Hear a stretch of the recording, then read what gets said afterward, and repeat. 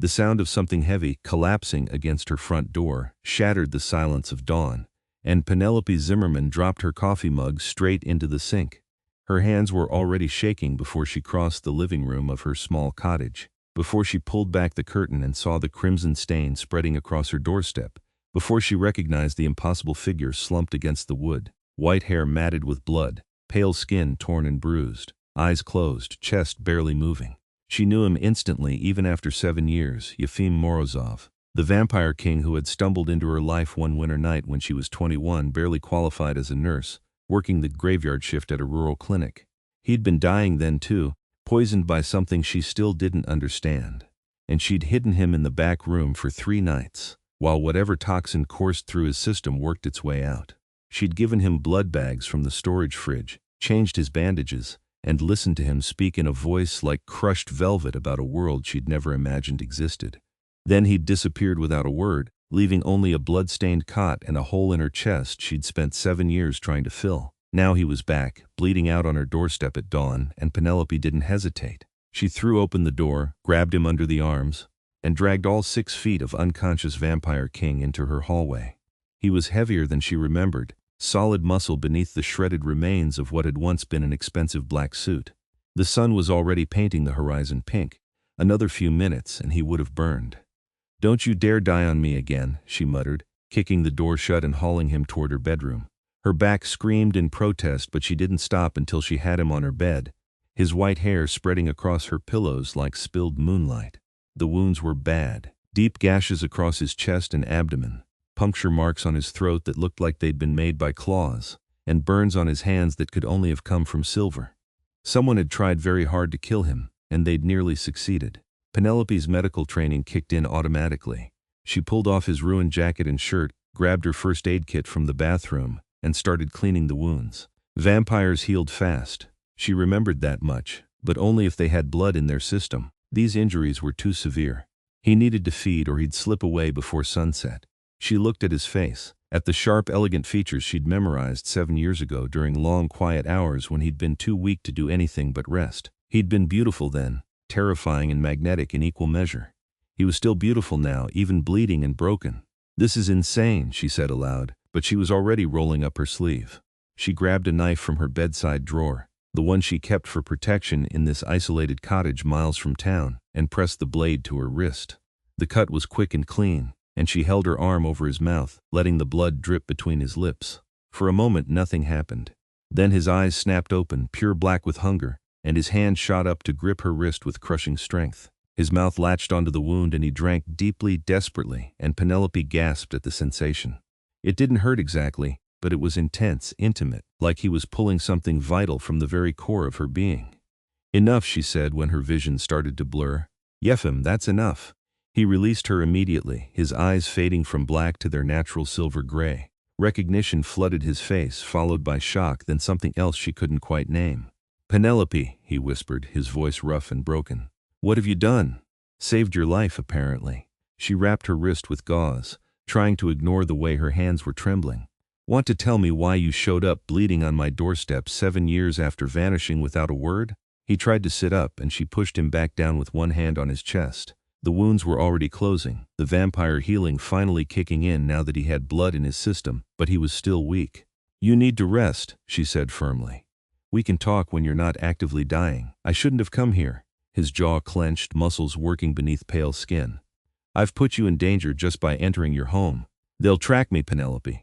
They'll find you." "Who will find me?" "The Crimson Court." The words came out like a curse. "My own council. They've declared me traitor to the throne and sentenced me to execution." Penelope sat back on her heels, processing this. The vampire king has been sentenced to execution by his own court? Former king. His smile was bitter. "I abdicated 3 days ago. Refused to authorize the expansion plans they've been pushing for decades. They want to reveal ourselves to humanity, take control of your governments, your resources. I told them it would mean war, genocide on both sides. They called me weak, a sympathizer unfit to rule, so they tried to kill you. My own brother led the assassination attempt." He closed his eyes, pain flickering across his features. "Valerius always coveted the throne. The council gave him exactly what he wanted, with my death as the price of admission." She should have been terrified. She was harboring a fugitive vampire king being hunted by his own kind. Sitting in her bedroom, having a casual conversation about assassination and vampire politics. Instead, all she felt was a fierce protective anger that surprised her with its intensity. "How did you find me?" she asked. "I moved twice since you left. I never stopped knowing where you were." He opened his eyes and looked at her with an expression that made her breath catch. "I've kept watch over you for 7 years, Penelope. Made sure you were safe, that no one from my world ever came near you. I tried to stay away, I swear I did. But when I was bleeding out in an alley downtown, when I knew I wouldn't survive until nightfall, there was only one place I could think to go. Only one person I trusted with my life." Something warm and dangerous unfurled in her chest. "You've been watching me for 7 years? From a distance, always from a distance." His hand lifted, fingers ghosting near her cheek but not quite touching. "You deserve a normal life, Penelope. A human life. Not the darkness I bring with me. But I'm a selfish creature, and when I was dying I ran straight to you anyway." "Good," she said, and she meant it. "Now shut up and rest while I figure out how to keep you alive." She left him sleeping in her bed and went to make phone calls she'd hoped she'd never have to make. Her friend Marcus had connections in the supernatural community. The kind of connections that existed in the shadows between human and vampire worlds. He answered on the 3rd ring. "They're already looking for him," Marcus said without preamble after she'd explained the situation. "Word on the street is there's a blood bounty on Yefim Morozov. Every vampire in the city wants that reward, and they're not exactly being subtle about hunting him. How long do I have?" "Maybe a day before someone tracks his scent to your door. 2 if you're lucky." Marcus paused. "Penny, this is the vampire king we're talking about. You're playing with forces way beyond your weight class." "Former vampire king," she corrected. "And he's hurt and alone. I'm not throwing him out." "You nursed him once before, didn't you, 7 years ago?" Marcus's voice gentled. "This is the guy you never stopped talking about for 6 months straight." "I never talked about him that much," Penelope protested, but her cheeks were burning. "You did, and now he's back and you're ready to take on the entire vampire court for him. Just be careful, okay? Love makes people stupid, especially where vampires are concerned." She hung up before she could examine that comment too closely. Love. That was ridiculous. She'd known Yefim for 3 nights 7 years ago. The fact that she'd thought about him almost every day since then didn't mean anything. The fact that her heart had nearly stopped when she saw him collapsed on her doorstep, or that she'd cut her own wrist without hesitation to save him, those were just instinctive responses. She was a nurse. She helped people, vampires. She helped vampires, apparently. When she returned to the bedroom, Yefim was awake again, sitting up against her headboard. His wounds had closed completely, leaving only faint pink lines that were fading even as she watched. He'd cleaned the blood from his face and chest with the towel she'd left beside the bed, and without the gore he looked every inch the king he claimed he no longer was. "Regal, dangerous, beautiful. We need to leave," he said immediately. "I've rested enough to travel. There's a safe house 3 states away, old contacts who might shelter me. I'll be gone within the hour." "You'll be dust within the hour," Penelope countered. "It's 9 in the morning. Yefim, full daylight, you're not going anywhere until sunset at the earliest." His jaw tightened. "Every moment I stay puts you in danger." "Then I guess I'm in danger." She crossed her arms. "I'm not letting you walk back out of my life to get yourself killed. We have until sunset to figure out a plan, start talking. Tell me everything about this Crimson Court and why they want you dead badly enough to send your own brother after you." He studied her for a long moment, something like wonder in his silver eyes. "You're not afraid of me. Should I be? Most humans would be terrified to learn the truth about my kind. That we exist, that we've existed alongside humanity for millennia, that we could tear them apart without effort if we chose." His voice was soft, dangerous. "I'm a predator, Penelope, a killer. I've lived for 300 years and I've taken more human lives than I can count. You should run from me, not shelter me. Did you take those lives for pleasure or for survival?" The question seemed to surprise him. "Survival, and protection of my people. I've never killed for sport." "Then you're not a monster." She sat on the edge of the bed, close enough to feel the unnatural coldness radiating from his skin. "You're someone who made hard choices in an impossible situation. Tell me about the court. Help me understand what we're up against." So he told her. About the Crimson Court, the ruling body of vampire kind that had governed from the shadows for 1,000 years. About the ancient families, the power struggles, the careful balance they'd maintained with humanity. About his brother Valerius, ambitious and ruthless, who'd spent decades whispering in the ears of the old council members that vampires should stop hiding and claim their rightful place as rulers of the modern world. We're stronger than humans, Yefim explained, his hands clenching on the bedsheets. Faster, harder to kill, capable of living forever. The court believes that makes us superior, that we have the right to dominate. But I've walked among humans for 3 centuries, Penelope. I've seen your capacity for innovation, for adaptation, for sheer stubborn survival. You would fight back and the war would destroy both our species. I couldn't let that happen, so you stepped down. I tried to stop them through official channels first, spent years arguing, negotiating, trying to make them see reason. His laugh was hollow.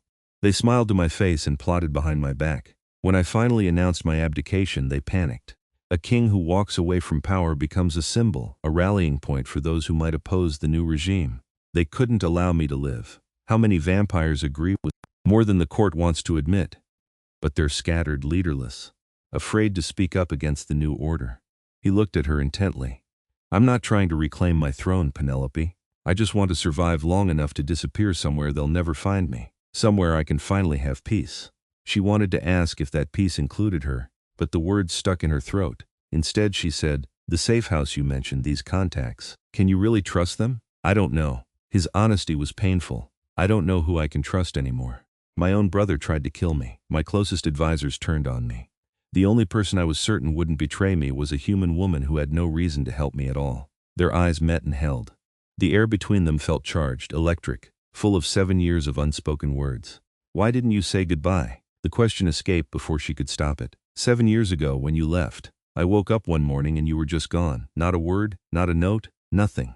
Pain flickered across his face. Because if I had said goodbye, I wouldn't have been able to leave, and I had to leave, Penelope. I was king then, with responsibilities I couldn't abandon. And you were a bright, beautiful human with your whole life ahead of you. I couldn't drag you into my darkness. That should have been my choice. I know." His voice dropped to barely a whisper. "I know, and I'm sorry. I've regretted it every day since. But I can't regret keeping you safe from my world. I can't regret watching you from the shadows, making sure no vampire ever threatened you, that you got to live your normal human life in peace." "It wasn't peaceful," she said quietly. "It was empty. I kept waiting for you to come back, even though I knew you wouldn't. Kept looking for white hair in crowds, kept hoping." Penelope, whatever he was going to say, was cut off by the sound of glass shattering in the living room. They both froze. Then Yefim was moving, faster than her eyes could follow, positioning himself between her and the bedroom door. "Stay behind me," he commanded. And there was nothing weak or injured about him now. He was every inch a predator, a king, dangerous and ready for violence. The footsteps in the hallway were deliberately loud, announcing their presence. 2 figures appeared in the doorway, both with the telltale white hair and pale skin of vampires. One was female, tall and elegant in leather armor. The other was male, younger, with cold amber eyes. "Your Majesty," the woman said with exaggerated courtesy. "Or should I say, traitor? The Crimson Court sends its regards, Liana." Yefim's voice was flat. "I should have known they'd send you. You always were eager to please. The court offered a generous bounty for your head." Liana's smile was razor sharp. "And I've always been practical about money. Nothing personal, my king." "It's extremely personal," the male vampire said, stepping forward. "You abandoned us. Abandoned your throne, your responsibilities, your people. You deserve to die for that alone. Then come try to kill me, Dorian." Yefim's hands flexed at his sides. "But know that I won't go easily." They attacked simultaneously, moving with inhuman speed. Yefim met them head-on, his fist connecting with Dorian's jaw hard enough to send the younger vampire flying back into the hallway. Liana came at him with a silver blade, and he caught her wrist, twisting until she dropped the weapon with a hiss of pain. Penelope scrambled off the bed, looking for something, anything she could use as a weapon. Her eyes landed on the lamp on her bedside table. She grabbed it, ripped the cord from the wall, and swung it at Dorian as he charged back into the room. The heavy base connected with his temple and he staggered. "Stay down," she warned, brandishing the lamp like a club. Dorian stared at her in disbelief. "A human? He's protecting a human. She's not part of this." Yefim snarled, still grappling with Liana. "Leave her alone." "Oh, but she is part of this now." Liana broke free, flipping backward to land in a crouch. The great Yefim Morozov, reduced to hiding behind a human woman. "The court will find this very interesting. Touch her and I'll tear out your throat," Yefim said, and his voice was so cold, so absolutely lethal, that even Penelope felt a chill run down her spine. Liana laughed. "You can't fight us both in your condition. You're still weak from the silver poisoning, still recovering. Surrender now and maybe the court will grant you a quick death. I'd rather burn in the sun." They came at him again, coordinated and vicious. Yefim was fast, but they were right about his condition. He was still injured, still weak, and he was trying to protect Penelope at the same time. Dorian got past his guard and slammed him into the wall hard enough to crack the plaster. Liana raised her recovered blade for a killing strike. Penelope didn't think. She just moved, throwing herself between Liana and Yefim, arms spread wide. "Stop," she commanded. Liana actually paused, confusion crossing her face. "Move, human, no." Penelope's heart was hammering, but her voice was steady. "You want to kill him, you go through me first. Penelope." "Don't," Yefim said behind her, his voice strained. "Please, I'm not letting them hurt you," she said without turning around. She kept her eyes locked on Liana. "You said the court wants him dead because he's a symbol, right? A king who chose peace over conquest? Well, killing him just makes that symbol stronger, makes him a martyr. Is that really what the Crimson Court wants?" Liana tilted her head, considering. "An interesting point, but irrelevant. We have our orders. Orders can change." Penelope was thinking fast, pulling together everything Yefim had told her about vampire politics. What if there was a way to neutralize him as a threat without making him a martyr? What if he just disappeared, permanently, where no vampire could ever find him again? There's nowhere he could hide that we wouldn't eventually track him down. There is if he's protected by someone outside your world. Someone human with no connection to vampire society, no way for you to trace through your networks. She took a breath. "Let him go. Let him walk away, and I'll make sure he never interferes with the court or vampire politics again. He'll be my responsibility." "A human protecting a vampire king?" Dorian shook his head. "The court would never accept such terms. The court would accept anything that keeps this quiet and contained." Penelope was gambling now, but she pressed forward. "Think about it. If you kill him here, in a human home, there will be evidence. Police investigations, questions. The kind of attention your court desperately wants to avoid. But if he simply vanishes, if he becomes a ghost story, the court gets what it wants without any of the mess." Liana and Dorian exchanged glances. Something passed between them, a silent communication. "I'll need to consult with the council," Liana said finally. "Wait here." She pulled out a cell phone, which seemed absurdly modern for an ancient vampire assassin, and stepped into the hallway. Penelope could hear her speaking in rapid, low tones. Behind her, Yefim was trying to stand, and she reached back to steady him, her hand finding his. "That was incredibly brave and incredibly stupid," he murmured. "I know," her hand tightened on his. "But I meant what I said. They're not taking you from me again." His fingers laced through hers, cold and strong. "Penelope," Liana returned, her expression unreadable. "The council has agreed to your terms, human. On one condition." "What condition?" "Blood bond." Liana's smile was sharp. "The highest form of vampire bond, unbreakable and absolute. If Yefim Morozov is blood bonded to you, his life becomes tied to yours. He'll be bound to your will, unable to act against your wishes, compelled to protect you above all else. It's the only way the court can be certain he won't return to vampire politics." Penelope looked at Yefim. "What does that mean exactly?" His face had gone pale, his jaw tight. "It means I would be yours completely, my will, my strength, my very existence bound to you until your death breaks the bond. It's a slave bond, Penelope. They want to chain me to a human as the ultimate humiliation. But you'd be alive, I'd be a shadow of myself. No vampire has accepted a blood bond in 500 years. It's considered the worst fate imaginable." "Worse than death?" He hesitated. "No, not worse than death." "Then we do it." She turned back to Liana. "How does this bond work?" "Blood exchange, freely given on both sides. 3 times, with the words of binding spoken between." Liana pulled out a silver knife, the same one she'd been planning to use to kill Yefim. "The council requires this be done now, under witness, or the deal is void." Penelope took the knife, her hand was steady. "Yefim, is this okay with you?" He looked at her for a long moment, silver eyes full of emotions she couldn't quite name. "You would bind yourself to me? Accept the consequences of tying your life to a vampire?" "I would." No hesitation. "If it means you survive, then yes." Something shifted in his expression. Not resignation, but something fiercer, warmer. "Then I accept. Freely and without coercion I accept the blood bond." Liana recited the words they needed to speak, the ancient ritual that would bind them together. Penelope cut her palm first, then Yefim's, and they pressed their hands together as they spoke the words in unison. Blood to blood, life to life, will to will. The first exchange. Heat flooded through Penelope's body, originating from where their palms touched and spreading outward in waves. They cut again, deeper this time, and the words came easier. "What is mine is yours, what is yours is mine." The second exchange. The heat intensified, becoming almost painful, and Penelope gasped. She could feel something forming between them, a connection that went deeper than physical, deeper than thought. She could sense Yefim's presence in her mind, his emotions bleeding into hers, the third cut. Their blood mingled, dripping onto the floor between them. Until death breaks this bond, we are one. The world exploded into light and sensation. Penelope felt Yefim's power rushing into her, centuries of strength and darkness and fierce protective love that took her breath away. At the same time, she felt something of herself flowing into him, her humanity, her warmth, her stubborn determination to protect what was hers. When the light faded, they were still standing, hands clasped, staring at each other in wonder. "It's done," Liana said, and she actually sounded impressed. "The bond is formed, I can feel it from here, the council will be satisfied." She and Dorian turned to leave, but Liana paused at the door. "A word of advice, human. The blood bond works both ways. He's bound to protect you, but you're bound to him as well. His needs become your needs. His hunger becomes your hunger. And when you die, he dies with you." Her smile was cold. "You've tied yourself to a vampire king. That's not a gift, it's a curse. Enjoy your victory while it lasts." Then they were gone, disappearing into the morning as silently as they'd come. Penelope and Yefim stood in the wreckage of her bedroom, still holding hands, the blood bond humming between them like a living thing. "Are you okay?" she asked softly. "I should be asking you that question." His thumb traced over her palm, over the cut that was already healing faster than it should. "You bound yourself to me. Do you understand what that means? When you die in 60 or 70 years, I die with you.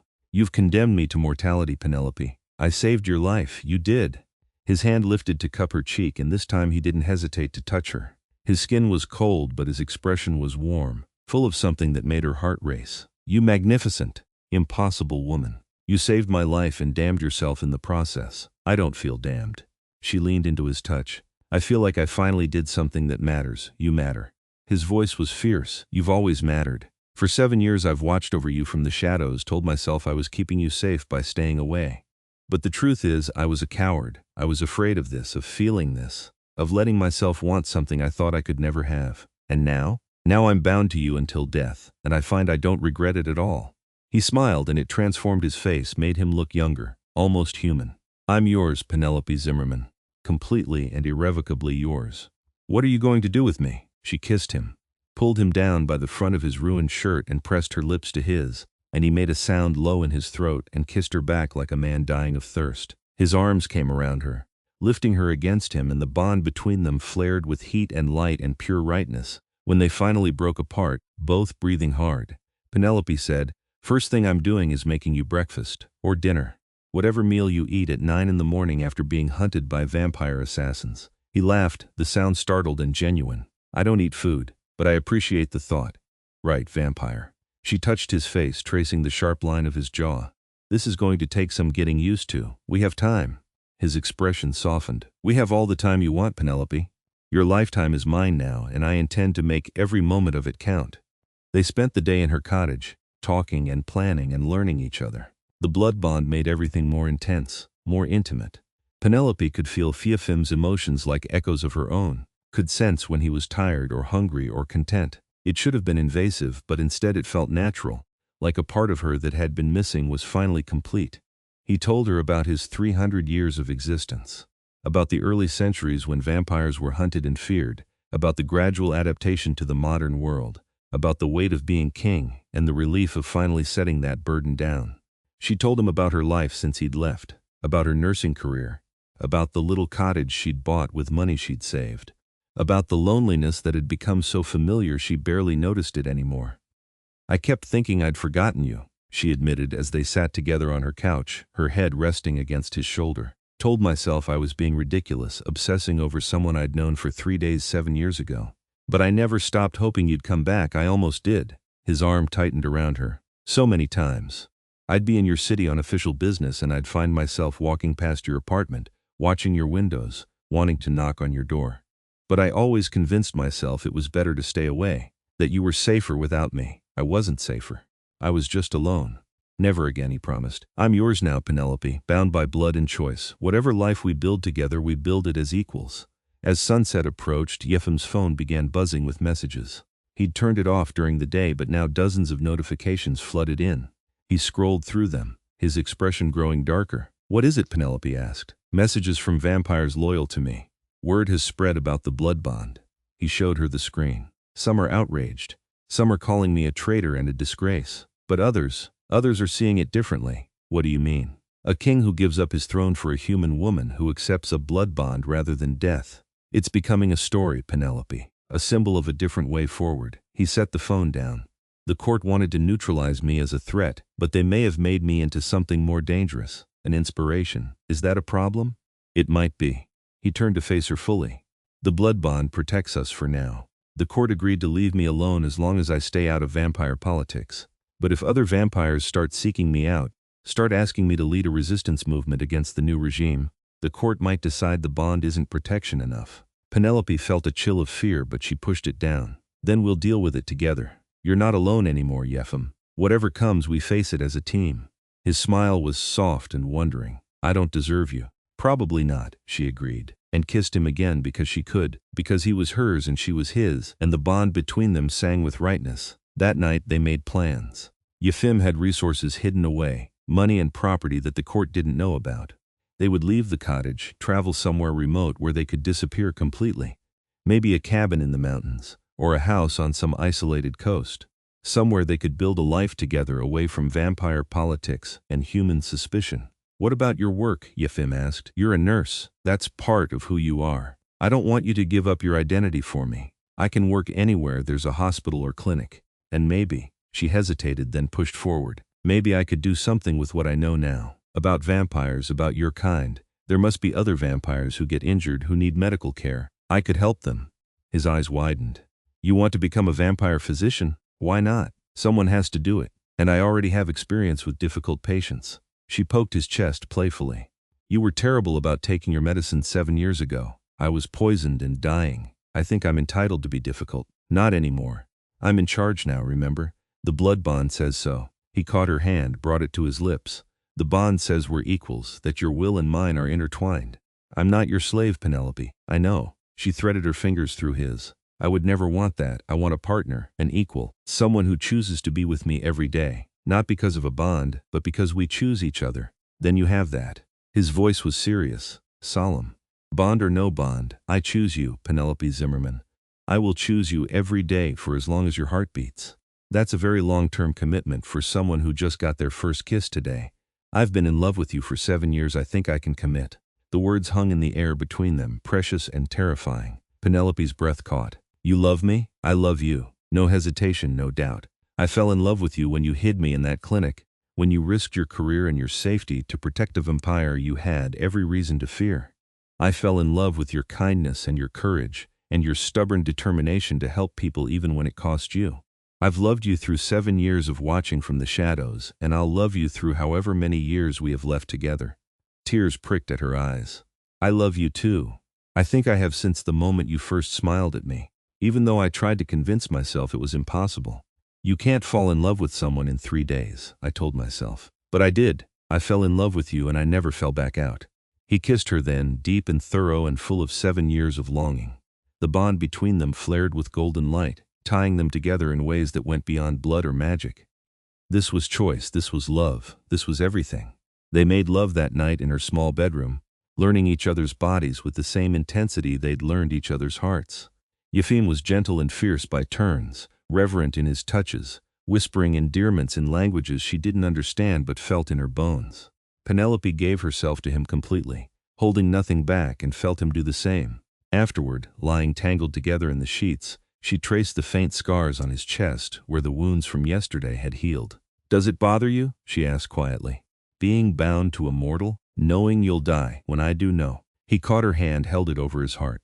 I've lived 300 years, Penelope. 300 years of politics and war and loneliness. 60 or 70 years with you will be worth more than all those centuries combined. What if we could have longer? He went still. What do you mean, the blood bond? It goes both ways, right? Your nature affects me, makes me heal faster, makes me stronger. What if over time, it changes me more? What if I start aging slower? That's not how it works. But his voice was uncertain. The bond isn't meant to transform humans into vampires. It's just a connection, a link between souls. But you don't know for sure. No vampire has formed a blood bond in 500 years. No one knows what the long-term effects might be. Hope flickered in his eyes, quickly suppressed. Even if it were possible, even if the bond did slow your aging, you'd still be human, still vulnerable to injury and illness. I'd spend every moment terrified of losing you. You'll spend every moment terrified anyway, she pointed out. That's what love is. But maybe we'll have more moments than we thought. Maybe we'll get lucky. Maybe. He pulled her close, tucking her against his chest. I don't dare hope for it, but I'll take whatever time the universe gives us, and I'll be grateful for every second. She fell asleep in his arms, safer than she'd felt in 7 years, while the blood bond hummed between them like a lullaby. The next few days passed in a strange, peaceful bubble. They prepared to leave, packing Penelope's essentials and making arrangements to sell the cottage. Yefim's contacts came through with new identities, papers that would let them disappear into the world without leaving a trace. They planned a route that would take them west, toward the mountains, toward isolation and safety. But the peace couldn't last forever. On the 4th night, while Penelope was packing books in the living room, she felt a sudden spike of alarm through the bond. Yefim was outside, checking the perimeter of the property like he did every evening. Something was wrong. She ran to the door and flung it open just as Yefim came striding back toward the house, his expression grim. Behind him, illuminated by the porch light, stood a group of 5 vampires. They were young, dressed in modern clothes, and they looked desperate. I told them to leave, Yefim said as he reached her side. They refuse. One of the vampires, a woman with short white hair and determined green eyes, stepped forward. Please, Your Majesty, we need your help. I'm not king anymore, Yefim said flatly. I can't help you. You're the only one who can. Another vampire joined her, male with scars crossing his pale face. The new regime is purging anyone who speaks against them. They've already killed dozens of our friends, our family members. They're hunting us down like animals. I'm sorry for your losses, but I've been exiled from vampire society. I have no power, no army, no way to fight the Crimson Court. You have something better than power, the scarred vampire said. You have hope. When word spread about your blood bond, about choosing love over politics, it inspired people, made them believe there could be a different way forward. No, Yefim's voice was hard. I won't lead a rebellion. I won't be responsible for more death. Find someone else. There is no one else. The female vampire's eyes were bright with desperation. Please, we're not asking you to fight, just to survive, to keep being a symbol, to prove that the court doesn't control everything. Penelope felt the conflict raging inside Yefim through the bond, his desire to help warring with his need to protect her, to keep his promise to stay out of vampire politics. She touched his arm gently. Can I talk to you inside for a minute? She asked. He nodded stiffly and they retreated into the house, leaving the vampires waiting on the lawn. You want to help them, Penelope said. It wasn't a question. I want to keep you safe. His hands clenched into fists. Getting involved with rebels is exactly what the court warned me not to do. If I help these vampires, I break the terms of our agreement. They'll come after us both. They're dying, Yefim. Being slaughtered for wanting what you wanted, a chance to choose their own path. I know. The anguish in his voice broke her heart. But I can't risk you, Penelope, I won't. You're more important than any rebellion, any political movement. I'll turn them away, send them somewhere safe if I can, but I won't lead them. She thought about the vampires outside, young and scared and desperate. Thought about the choice Yefim had made to abdicate rather than lead his people to war. Thought about what it meant to have power and choose not to use it for fear of consequences. What if we found a middle ground? She said slowly. What if we helped them without you becoming their leader? We're leaving anyway, going somewhere remote. What if we took them with us? Created a safe haven for vampires who don't want to follow the new regime? That's still political involvement, still rebellion in the court's eyes. Maybe. But it's also humanitarian aid, protecting refugees. That's what I do, Yefim. That's who I am. I can't walk away from people who need help just because it's inconvenient or dangerous. He stared at her, silver eyes searching her face. You understand what you're asking? This could put a target on your back. The court won't care that you're human. They'll see you as a threat and act accordingly. Then we'll face that threat together. She took his hands. You said we were equals, partners. I'm not asking you to lead a rebellion. I'm asking us to help people who have nowhere else to go. Isn't that worth the risk? For a long moment he said nothing. Then slowly he nodded. You're right, you're absolutely right, and I'm a coward for trying to hide from this. He cupped her face in his hands. I love you, and I love that you see the world this way, that you believe in helping people even when it's hard. If you want to create a sanctuary, then we'll create a sanctuary. Together. Relief flooded through her, followed quickly by determination. Together, she agreed. They went back outside and told the waiting vampires their decision. The reaction was immediate and overwhelming. The female vampire actually started crying, dark tears of relief streaming down her pale cheeks. Thank you, she whispered. Thank you, Your Majesty. It's just Yefim now, he said gently. And this is Penelope. If you're going to follow us, you follow both of us. She's not just my bonded human, she's my equal and my partner. Her word carries the same weight as mine. The vampires looked at Penelope with new eyes, assessing and curious. She lifted her chin and met their gazes steadily. We leave in 2 days, she said. Tell anyone else who needs sanctuary to meet us at the old lumber mill on Route 9. We travel together, we protect each other, and we follow the rules. No feeding on unwilling humans, no violence except in self-defense, no drawing attention from either human or vampire authorities. Agreed? They agreed immediately, gratefully, and slipped away into the night to spread the word. Penelope turned to find Yefim watching her with an expression of pure adoration. What? She asked. You're magnificent, he said simply. Absolutely magnificent. I think you might be a better leader than I ever was. I'm not a leader, I'm a nurse who's very good at telling people what to do for their own good. Same thing, really. Over the next 2 days, their small group of 5 vampires grew to 15, then 25, then 40. They came from all over, young and old, refugees from the Crimson Court's purges. Some were wounded. All were frightened. Penelope set up a makeshift clinic in the barn behind her cottage, treating injuries and coordinating supplies. Yefim worked alongside her, organizing security rotations and planning their route to the mountains. He moved among the refugee vampires with quiet authority, offering reassurance and guidance. Watching him, Penelope understood why he'd been king. It wasn't about power or dominance. It was about this, about caring for his people, about making them feel safe. He never wanted the throne, a voice said beside her. Penelope turned to find the scarred vampire, whose name she'd learned was Mikhail, watching Yefim with something like reverence. He was crowned at 20 years old, Mikhail continued, barely more than a fledgling himself. His father had been killed in a power struggle, and the court needed a figurehead, someone they could control. But Yefim refused to be controlled. He actually cared about vampires, about their well-being and their future. He made the court honor the old laws, the ones that protected us from becoming monsters, and when they wanted to go to war with humanity, he stood against them alone. He's not alone anymore, Penelope said softly. Mikhail smiled. No. He has you, and now he has us. We won't let him face the court alone again.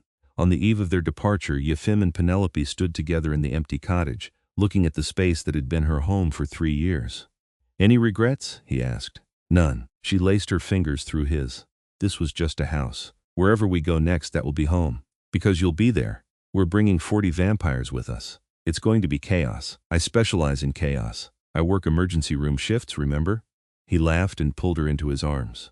How did I get so lucky? Of all the clinics in all the world, I stumbled into yours. Fate, she said, only half joking. Or maybe the universe knew I needed a dramatic vampire king to sweep into my life and turn everything upside down. Is that what I did? Twice now.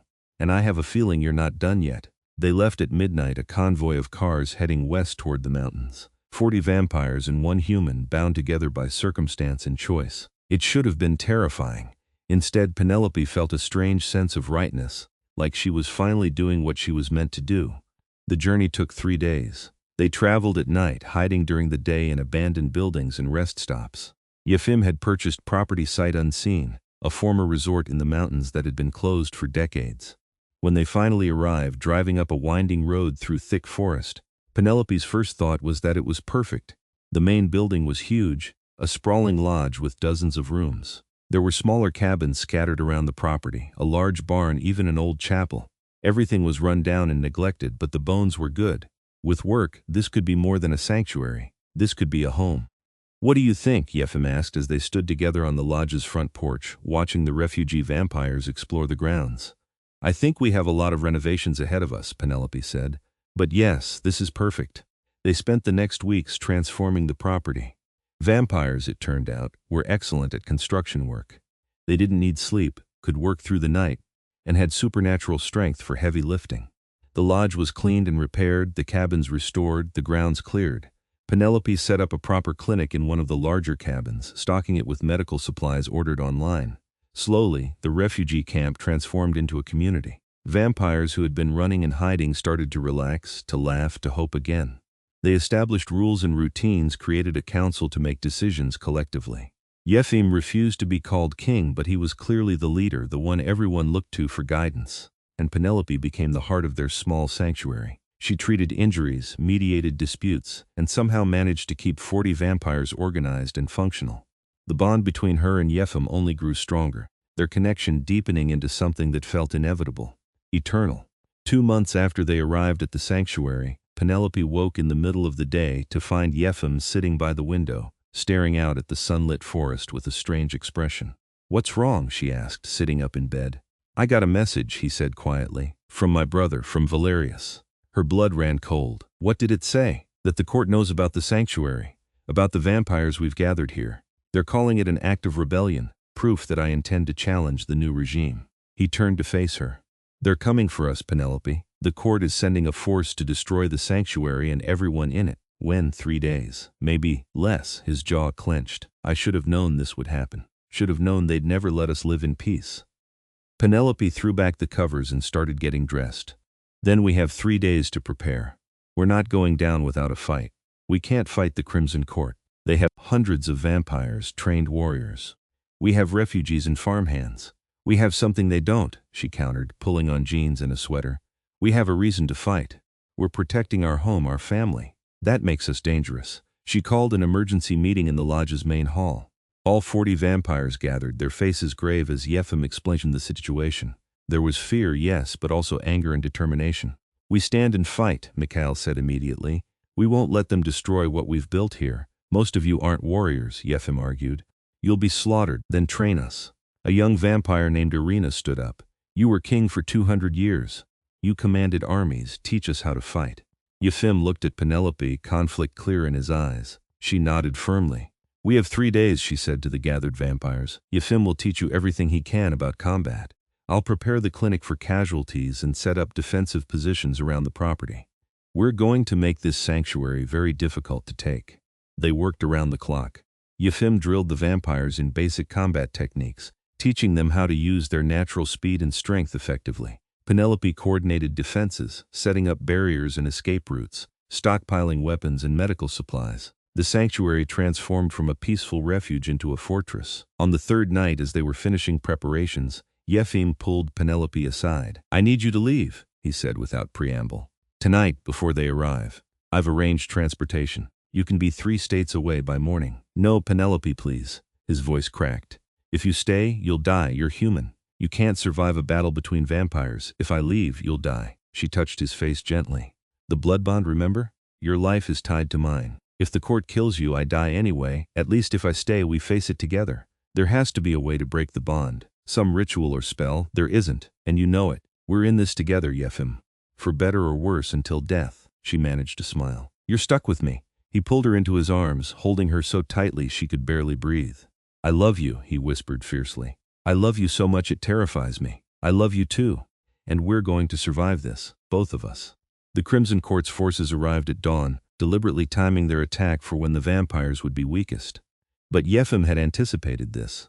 The sanctuary's windows had been covered with blackout curtains, the building secured. When the attack came, they were ready. Penelope watched from the lodge's fortified main room as over 100 vampires poured out of the forest. They were organized, disciplined, clearly professional soldiers.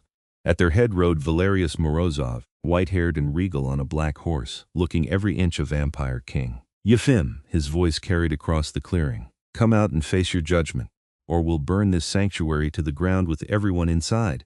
Yefim stepped out onto the lodge's porch, and Penelope's heart clenched at the sight of him. He looked like a king again, proud and unafraid, his white hair lifting in the morning breeze. "You want me, brother?" he called back. "Then face me yourself. Single combat like the old laws demand, or has the Crimson Court abandoned honor along with justice?" Valerius's smile was cold. "The old laws died with your reign, but I'll indulge you. Single combat it is. When I kill you, your rebels will surrender or be destroyed. And if I win, you won't." The two brothers met in the center of the clearing. Penelope's hands clenched into fists as she watched through the window. Through the bond, she could feel Yefim's determination, his love for her, his absolute refusal to let Valerius destroy their sanctuary. The fight was brutal and fast. Valerius was younger, stronger, trained specifically for combat. But Yefim had 200 years of experience in something his brother lacked, something that made him fight with desperate fury. He had something to protect, someone to protect. They moved faster than Penelope's eyes could track, 2 blurs of white and black and red. Valerius drew blood first, his claws opening deep gashes across Yefim's chest. But Yefim retaliated viciously, his fist connecting with his brother's jaw hard enough to snap Valerius's head back. The fight seemed to go on forever. Penelope felt every hit Yefim took through the bond, felt his pain and his determination. She wanted to run out there to help somehow, but she knew she'd only distract him. All she could do was watch and hope and pray. Finally, Yefim got the upper hand. He caught Valerius in a chokehold, his arm locked around his brother's throat, slowly crushing his windpipe. "Yield," Yefim commanded, his voice cold and absolute. "Yield and leave this place. Take your forces and go, and never return." "Never," Valerius gasped. "I'll kill you. I'll kill her. I'll destroy everything you." The snap of his neck echoed across the clearing. Yefim let his brother's body fall to the ground, then turned to face the assembled Crimson Court forces. "Your leader is dead," he said, his voice carrying to every vampire present. "By the old laws, by right of combat, his claim is forfeit. Leave now or face the same fate." For a moment no one moved. Then slowly the court vampires began to retreat, melting back into the forest. They'd come to follow Valerius, not to die for a lost cause. Within minutes the clearing was empty except for Yefim standing over his brother's body. Penelope ran outside, ignoring the brightening sky, and threw herself into his arms. He caught her, held her, and she felt tears on her face, though she wasn't sure if they were hers or his. "It's over," he said hoarsely. "It's finally over." But even as he spoke, movement caught her eye. One vampire had remained behind, an old female with elaborate braids and ancient eyes. She approached slowly, hands raised in peace. "Yefim Morozov," she said, her voice formal. "I am Katerina, eldest of the Crimson Court. I witnessed your combat with Valerius. By the old laws, you have claimed victor's right. The question now is what you intend to do with it." Yefim straightened, his arms still around Penelope. "I intend to continue living in peace with my bonded mate and the vampires who have sought sanctuary here, nothing more. And if the court demands your return, you are the rightful king by combat law. You could reclaim your throne. I don't want the throne, I never did." His voice was firm. "But I want the court to leave us alone, to let vampires who wish to live peacefully do so without fear of persecution." Katerina studied him for a long moment, then looked at Penelope. "A human bonded to a vampire king. A sanctuary built on equality and choice. You've created something unprecedented here." She smiled slightly. "The court will not trouble you again. We have learned our lesson.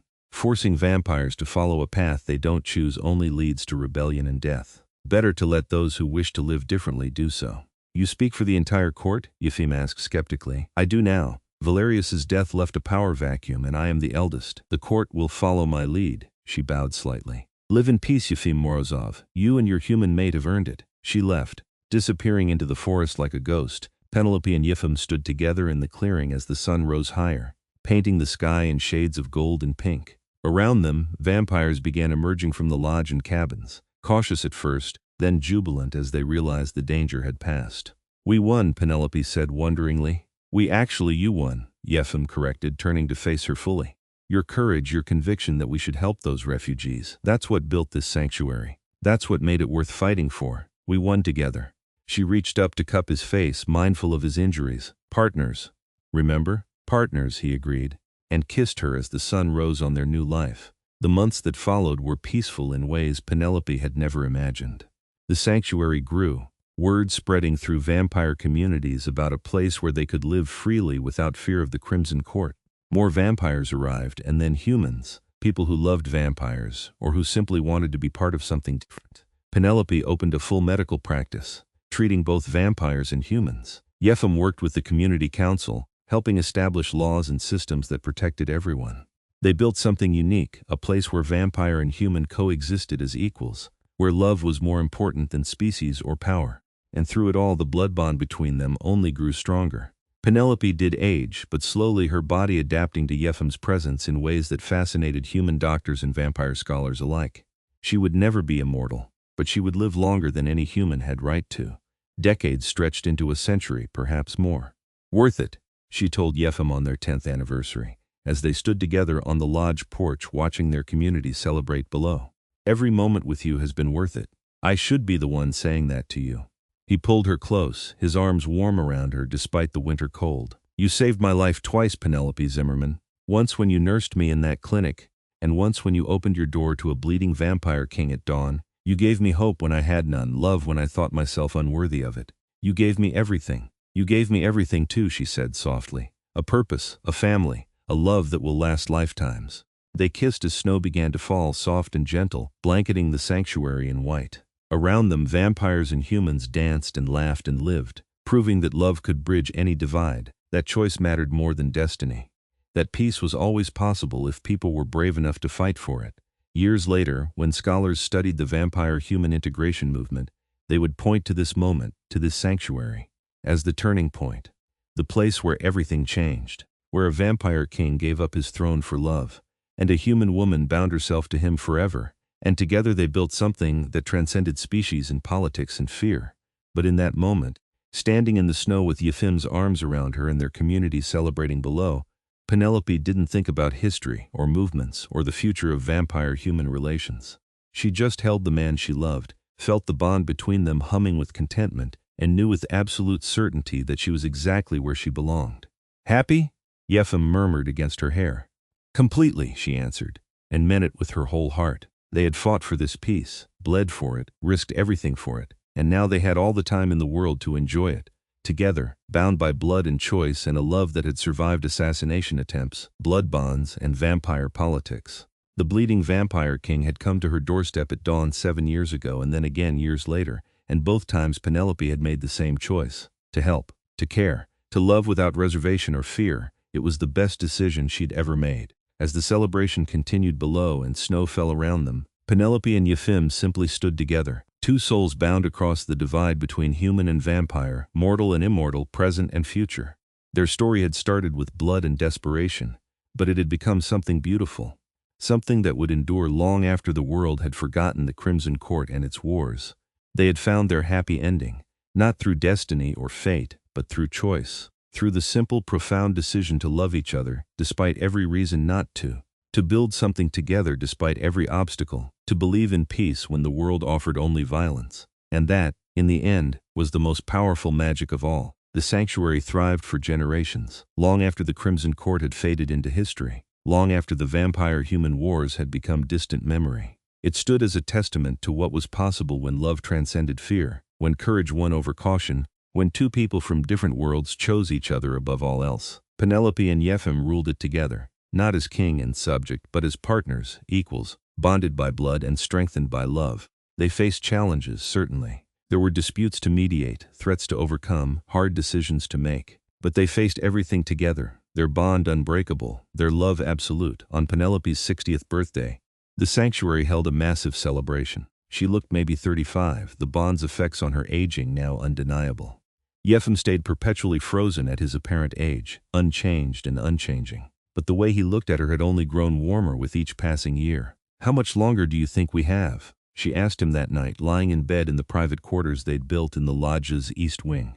"At this rate? Another 60 years at least, maybe more." He traced patterns on her arm idly. "You're aging at roughly half the normal human rate. The bond is sustaining you, keeping you young and healthy. That's a lot of time, not nearly enough." His voice was fierce. "I would give anything to make you truly immortal, to keep you with me forever." Forever is a long time even for vampires. She rolled over to face him. "But 60 years, 100 years, whatever we get, I'll take it. As long as I'm with you, always with me," he promised, and kissed her like he had on that first day, with desperate relief and overwhelming love. The sanctuary became famous, a model for integration that other communities tried to replicate with varying success. Penelope published papers on vampire physiology and healthcare. Yefim wrote extensively about vampire history and culture, demystifying his kind for human audiences.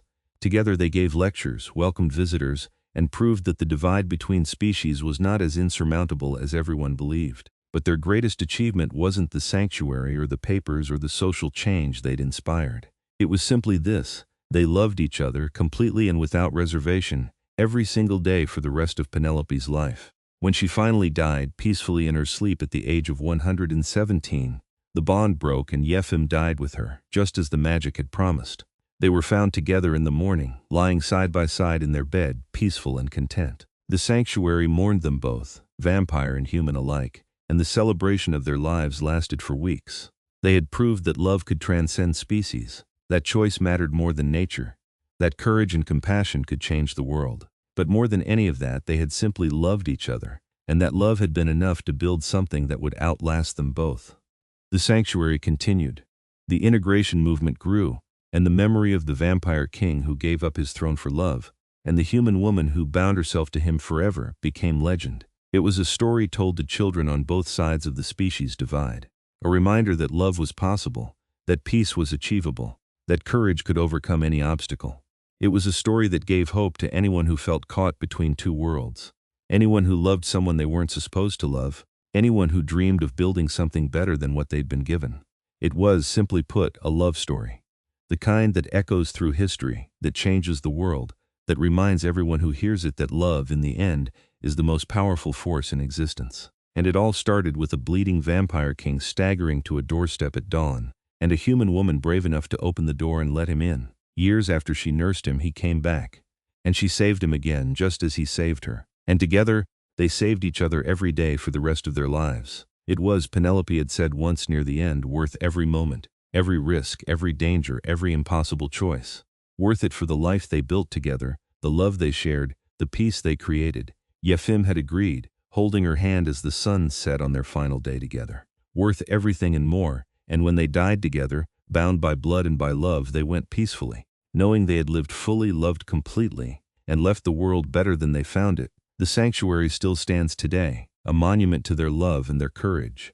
Vampires and humans walk its paths together, living in the peace that Yefim and Penelope fought so hard to create. And every year on the anniversary of that dawn when a bleeding vampire king collapsed on a human woman's doorstep, the sanctuary holds a celebration. Not a mourning, but a celebration. Of love, of choice, of the courage to open doors when the world says they should stay closed, of the strength to bind yourself to someone completely, trusting that the love you share will be enough to weather any storm.